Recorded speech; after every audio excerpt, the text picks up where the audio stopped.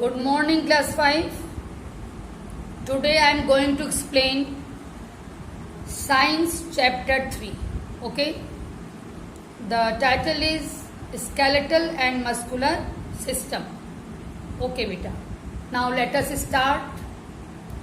बेटा you know that body हमारी जो है वो छोटी छोटी सेल्स से मिलके बनी होती है. बताया जाता है कि जिस तरह से हम जब अपना घर बनाते हैं तो ब्रिक्स यानी ईंट, छोटी छोटी ईंटों का इस्तेमाल करते हैं. इन द सेम वे हमारी बॉडी जो है वो छोटी छोटी ईंट से वो भी बनी है, लेकिन उस ईंट को हम ईंट नहीं कहते बल्कि उसको हम सेल कहते हैं. ठीक है. और छोटी छोटी सेल्स मिल करके, जब ढेर सारी सेल्स मिल करके किसी एक ही वर्क को, एक ही फंक्शन को करती हैं, मान लो कि वो स्ट्रक्चर में, फंक्शन में एक जैसी हैं, तो सेल का वो ग्रुप जो है टिश्यू कहलाता है. ध्यान दीजिएगा बेटा, बोल्ड में है भी. तो कई सेल्स मिला के टिश्यू बना. कैसी सेल्स मिलके जिनका स्ट्रक्चर और फंक्शन एक जैसा होगा. अच्छा, अब कई टिश्यू मिल करके कोई खास कार्य करते हैं, कोई स्पेशल वर्क करते हैं, स्पेशल फंक्शन करते हैं. तो कई टिश्यू मिलकर के जब किसी विशेष कार्य को करेंगे तो टिश्यू का वो ग्रुप कहलाएगा ऑर्गन. ठीक. कई ऑर्गन जब मिल जाते हैं किसी पर्टिकुलर फंक्शन के लिए तो ग्रुप ऑफ ऑर्गन कहलाता है ऑर्गन सिस्टम. ठीक. और ढेर सारे मतलब कई ऑर्गन सिस्टम हमारी बॉडी में हैं, जैसे रेस्पिरेटरी सिस्टम है, breathing system, circulatory system, nervous system, skeletal system, muscular system. कई सिस्टम हमारी बॉडी में हैं. तो एक लाइन में मैं फिर से इसको रिव्यू करती हूँ. देखिए, सेल्स का ग्रुप टिश्यू, टिश्यू का ग्रुप ऑर्गन, ऑर्गन्स का ग्रुप ऑर्गन सिस्टम. ठीक. कई सिस्टम का नाम मैंने लिया, बुक में भी दिया. देखिए, breathing system, nervous system, circulatory system, skeletal system and muscular system. और भी सिस्टम है, कुछ छूटा है इसमें, जैसे डाइजेस्टिव सिस्टम का नाम यहाँ पे नहीं दिया गया है, और रेस्पिरेटरी तो खट दिया, ब्रीदिंग. चलिए ठीक है. फिलहाल हम लोग को इसमें फोकस करना है स्केलेटल और मस्कुलर सिस्टम पे, जो हम लोगों का लेसन है, टाइटल है. ठीक है. तो पहले स्केलेटल सिस्टम के बारे में स्टडी करते हैं. देखिए बेटा, आप सीधे खड़े हो, सीधे बैठे हो, चल रहे हो, ये सब पॉसिबल है क्योंकि आपकी बॉडी के अंदर बोन्स हैं जो आपकी बॉडी को सपोर्ट कर रही हैं. तो बोन्स समझ रहे ना, हड्डियां. तो बोन्स का जो एक फ्रेमवर्क, एक ढांचा आपकी बॉडी में है, उसी को हम कहते हैं स्केलेटन. ठीक है. बोन्स का फ्रेमवर्क कहलाया स्केलेटन. एक एडल्ट की बॉडी में 206 बोन्स होती हैं. ये अलग बात है कि सारी बोन्स का शेप, साइज, ये सब डिफरेंट होता है जरूरत के अनुसार. तो पहले ये देखा जाए कि स्केलेटल सिस्टम करता क्या है.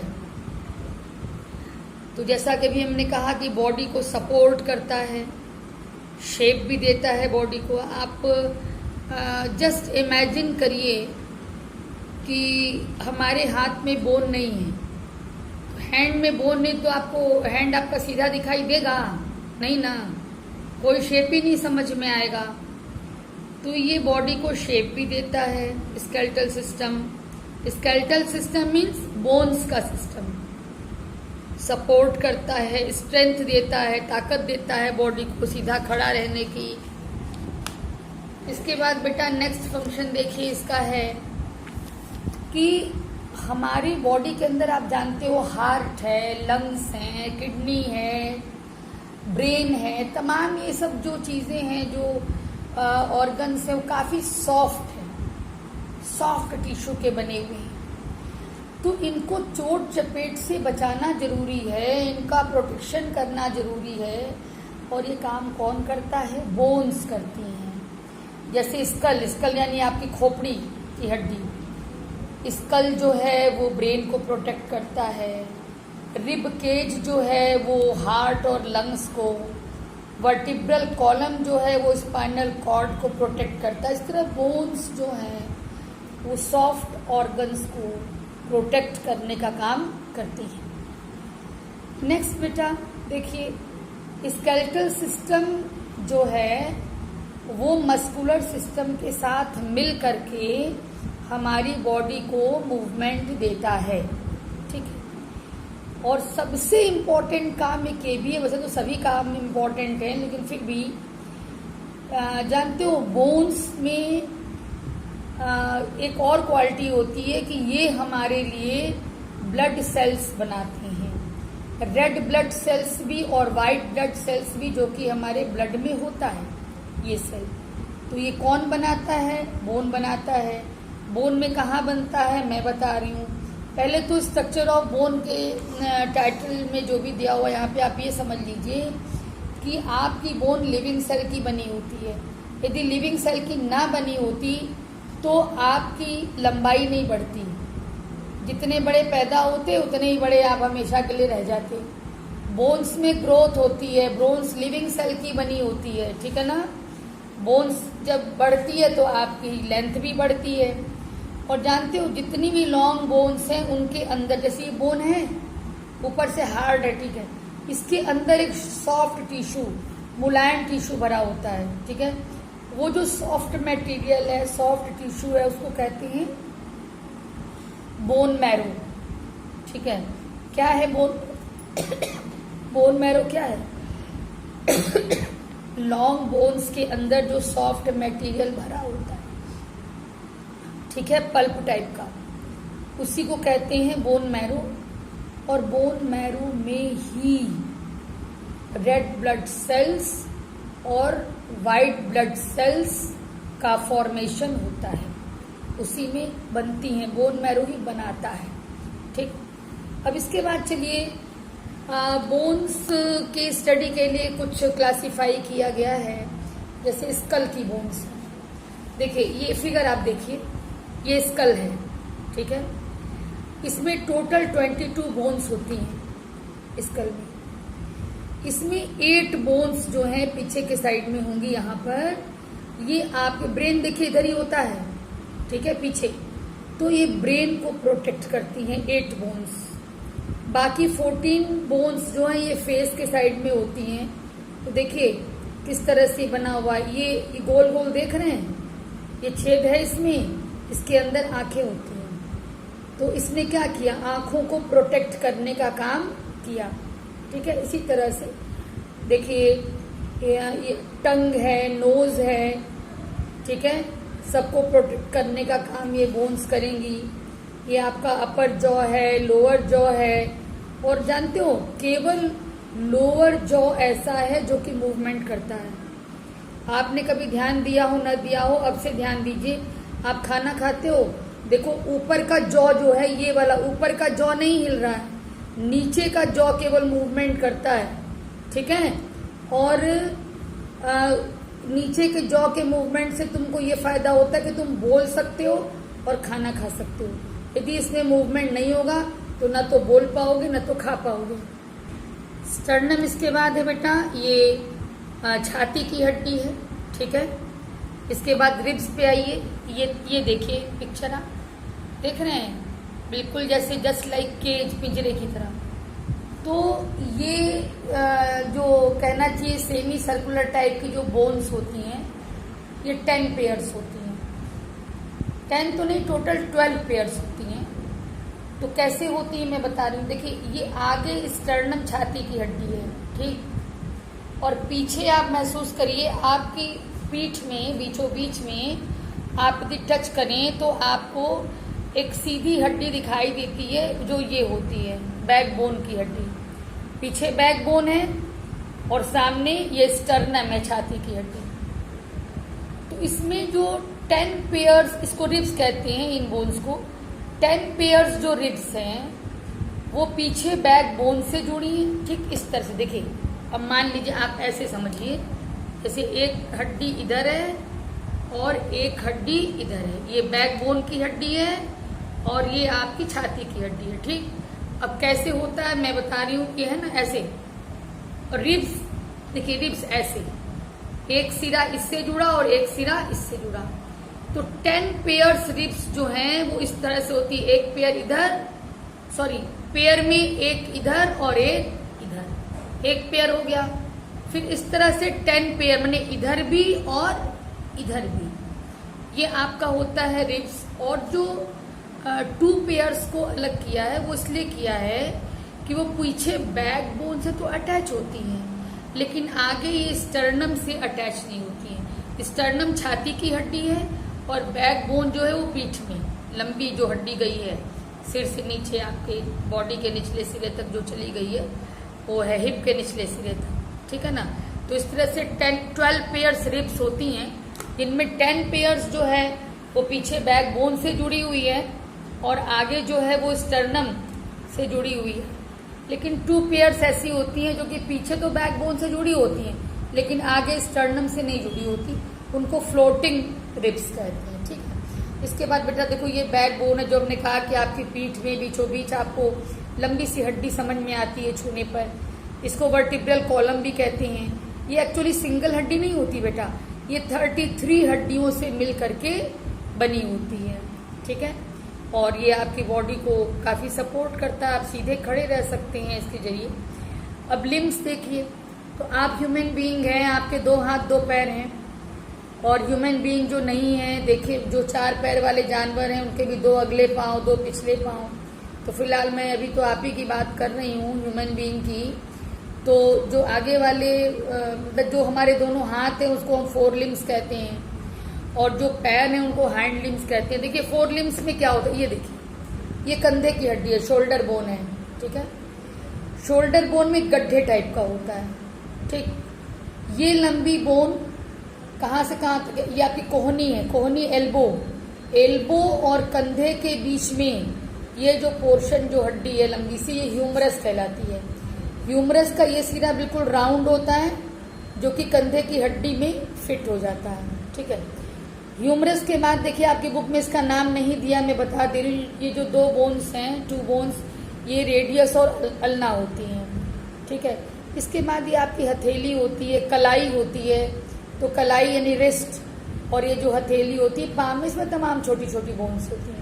इस तरह पैर में देखिए, पैर में एक जो लंबी और काफी स्ट्रॉन्ग, बॉडी की सबसे लंबी, लॉन्गेस्ट एंड स्ट्रॉन्गेस्ट बोन जो है वो है फीमर। काफी मजबूत हड्डी होती है क्योंकि शरीर का भार चूंकि इस पर पड़ता है। और इसके नीचे, घुटने के नीचे, घुटना मतलब नी के नीचे 2 हड्डियां हैं, टिबिया और फिबुला। और ये जो आपका फीट है इसमें तो तमाम हड्डियां हैं छोटी छोटी। और टिबिया, यहाँ पे टिबिया, फिबुला और फीमर जो है यहाँ पे मिल रहे हैं ना नी पर, यहाँ पर एक ट्रायंगुलर शेप की हड्डी होती है जिसको पटेला कहते हैं या नी कैप कहते हैं। ठीक है। अब गर्डल्स पे आइए। गर्डल एक तो कंधे की हड्डियां और एक कमर की हड्डियां। ये गर्डल्स है कंधे की हड्डियों में, ये आपका ये बाह रहता है जैसे अभी मैंने बताया, और ये कमर की हड्डी में देखिए ये फिट होता है फीमर आपका पैर। ठीक है। इसके बाद बेटा ये आप जॉइंट्स के बारे में, तो जॉइंट्स जो है 2 हड्डियों के बीच का जोड़, यानी 2 हड्डियां जहाँ पे मिलती हैं वो जॉइंट कहलाता है। और जहाँ पे 2 हड्डियां मिलती हैं वहाँ पे एक हड्डी से दूसरी हड्डी को जोड़ने के लिए जो एक स्ट्रॉन्ग फाइब्रस टिश्यू होता है उसको लिगामेंट कहते हैं। ठीक है। लिगामेंट बोन टू बोन को अटैच करता है। तो अब जॉइंट्स के बारे में देखते हैं। हिंज जॉइंट्स, तो देखिए हिंज जॉइंट का आप समझ लीजिए कैसे होता है। आप ये मेरा हाथ देखिए, देख रहे हैं, यहाँ पर हिंज जॉइंट है एल्बो पर। तो हिंज जॉइंट में क्या होगा कि आप अपने हाथ को केवल एक डायरेक्शन में ऐसे मूव करा सकते हैं। आप चाहे कैसे उल्टा मूव कराएं तो आपका हाथ टूट जाएगा। ठीक है। तो 1 डायरेक्शन मूवमेंट इसमें केवल possible. Ball and socket joint अभी भी हमने समझाया था आपको, यहाँ पर देखिए, फिर यहीं पे देखिए, ये कंधे की हड्डी में ये कैविटी होती है और ये ह्यूमरस का राउंड शेप्ड बॉल शेप्ड होता है एंड ये हड्डी का। तो वो बॉल इस सॉकेट में, ठीक है, इस हॉलो में या इस सॉकेट में जाके फिट हो जाता है। ऐसे ही पैर जो है वो जो हिप गर्डल का सॉकेट है तो फीमर उसमें जा करके फिट हो जाता है। ठीक है, इसको आप घुमा सकते हैं। जैसे इस हाथ को है तो आप कंधे से दिखाओ उधर, कंधे से आप देखिए, आप हाथ को ऐसे हर डायरेक्शन में घुमा सकते हैं। ऐसे पैर यहीं पर है बॉल एंड सॉकेट जॉइंट। ठीक है, और देखिए पैर को भी ऐसे ही घुमा सकते हो आप। ठीक, अब पाइवोट जॉइंट की बात करते हैं। तो जो जैसे पाइवोट जॉइंट में ये होता है कोई जैसे नुकीली सी हड्डी ऐसे है, ठीक, और इसके ऊपर कोई बोन इस तरह से फिट है। अब ये फिट हो गई तो इसमें मूवमेंट कैसा संभव है? इसमें हर मूवमेंट संभव है। देखिए आप मुझे देखिए, देखिए ये मेरा सिर है और सिर के नीचे की बोन मेरे पीठ की सबसे ऊपर की बोन यानी कि स्पाइन की सबसे ऊपर की बोन जो है उसमें फिट हो गई है। ठीक, अब देखिए मैं ऐसे भी हिला सकती हूँ सिर को, ऐसे भी हिला सकती हूँ सिर को, ऐसे भी कर सकती हूँ और ऐसे भी कर सकती हूँ। ठीक है, यानी बॉल एंड सॉकेट जॉइंट में मूवमेंट जो है इस तरह से हर तरह से अलाउड है मूवमेंट। पाइवोट जॉइंट में, सॉरी पाइवोट जॉइंट में। ठीक है बेटा, क्लियर? देखो कंफ्यूज मत होना। बॉल एंड सॉकेट जॉइंट एक बार देखिएगा मेरे को, फिर ये था यहाँ पर था, इस तरह का डायरेक्शन इसमें हो रहा है बॉल एंड सॉकेट जॉइंट में। ठीक है, और जो पाइवोट जॉइंट है उसमें इस तरह का मूवमेंट, ये इस तरह से मूवमेंट हो सकता है। ठीक है, अब आ जाइए बुक पर आप। ग्लाइडिंग जॉइंट में क्या है मैं बता रही हूँ। ग्लाइडिंग जॉइंट ऐसा जॉइंट है जहाँ पे दो हड्डियां एक दूसरे पर ग्लाइड कर सकती हैं, फिसल सकती हैं। तो एग्जाम्पल के तौर पे जितनी आपकी बैकबोन की हड्डियां हैं ना छोटी छोटी, सबके बीच में कार्टिलेज होता है और इस तरह की व्यवस्था होती है कि हड्डी एक दूसरे पर ग्लाइड कर सकती है। इसी कारण आप झुक सकते हो, सीधे खड़े हो सकते हो, यानी जो आपकी पीठ का मूवमेंट है वो ग्लाइडिंग जॉइंट के कारण ही संभव है। इसके अलावा देखिए यहाँ पे ग्लाइडिंग जॉइंट है, ये आप हिला सकते हो, ये सब ग्लाइडिंग जॉइंट है बेटा। ठीक है, अब है आ जाइए मस्कुलर सिस्टम पे। आपकी बॉडी में 650 मसल्स हैं और इस तरह से वो जुड़ी हुई हैं बोन्स से भी कि वो मूवमेंट कर सकती हैं। बोन्स और मसल्स को जो जोड़ने वाला टिश्यू है उसको टेंडन कहते हैं। बोन को बोन से जोड़ने वाला टिश्यू लिगामेंट और बोन को मसल से जोड़ने वाला टिश्यू टेंडन कहलाता है। और हमेशा मसल्स जो है वो ग्रुप में काम करते हैं। आपकी बुक में एग्जाम्पल कुछ और, लेकिन मैं दिखाती हूँ आपको। देखिए मेरे हाथ को देखिएगा, देखिए यहाँ पर भी वन पेयर मसल है, मसल्स। ठीक है, एक यहाँ मसल होगा, एक यहाँ मसल होगा। जब आप ऐसे मूव कराते हो तो यहाँ की मसल कॉन्ट्रैक्ट होगी, सिकुड़ेगी, और यहाँ वाली मसल्स जो है वो एक्सपेंड करेगी। ठीक, जब ऐसे करोगे तो ये कॉन्ट्रैक्ट हो गई और ये एक्सपेंड कर गई। इस तरह से जब भी मूवमेंट होता है तो एक जो पेयर में मसल्स काम कर रहे हैं तो उन मसल्स के पेयर में का एक मसल जो है कॉन्ट्रैक्ट होगा और एक एक्सपेंड होगा। इस तरह से काम होता है बेटा। अब टाइप ऑफ मसल्स में मेनली तो दो ही टाइप्स हैं, वॉलंटरी और इनवॉलंटरी। वॉलंटरी मसल्स जो हैं वो आपके कंट्रोल, आपकी इच्छा के कंट्रोल में है। आप चाहोगे तो मसल्स को हिलाओगे और नहीं चाहोगे तो रखे रहोगे, नहीं हिलाओगे। तो इस तरह के जो मसल्स है वॉलंटरी मसल्स हैं। और वॉलंटरी मसल्स को स्ट्राइप्ड मसल्स भी कहते हैं क्योंकि इसके स्ट्रक्चर को जब आप देखोगे तो इसमें बैंड बैंड पट्टे पट्टे की तरह का दिखाई देता है स्ट्रक्चर। अब इनवॉलंटरी में क्या होता है, देखो इनवॉलंटरी मसल्स में जैसे कि आपकी आंखें हैं, आंखों में यदि कभी मूवमेंट अचानक हो रहा है तो आपकी इच्छा से नहीं हो रहा है, ऑटोमेटिक हो जा रहा है। आप जब भोजन कर रहे हो, ये भोजन आप ऐसे किए, यहाँ से भोजन आगे गया तो यहाँ आपका ओसोफेगस है, नीचे स्टमक आएगा, इंटेस्टाइन आएगा। बेटा वो सबका सब जो फंक्शन कर रहा है, पेरिस्टालसिस कर रहा है, भोजन को आगे बढ़ाने के लिए उसमें एक बार इस तरह से मूवमेंट हो रहा है। ठीक है, पेरिस्टालसिस का मूवमेंट वो सब अपने आप होता है, वो आपकी इच्छा से नहीं होता है। आप खाना खाने के बाद बैठ के ये नहीं कहते हो कि ओसोफेगस चलो अब मूवमेंट करो, इंटेस्टाइन चलो अब मूवमेंट करो, नहीं, अपने आप वहाँ की मसल्स मूवमेंट करने लगती हैं और आपका डाइजेशन डाइजेशन के लिए खाना आप पे आगे बढ़ता जाता है, और डाइजेशन में भी पेरिस्टालसिस की भूमिका होती है, वो आगे लेसन आएगा तो मैं पढ़ाऊंगी, ठीक है। अच्छा, अब देखिए ये आपको क्लियर हो गया कि वॉलंटरी और इनवॉलंटरी। और सबसे ज़्यादा बढ़िया एग्जाम्पल है आपके हार्ट की मसल्स।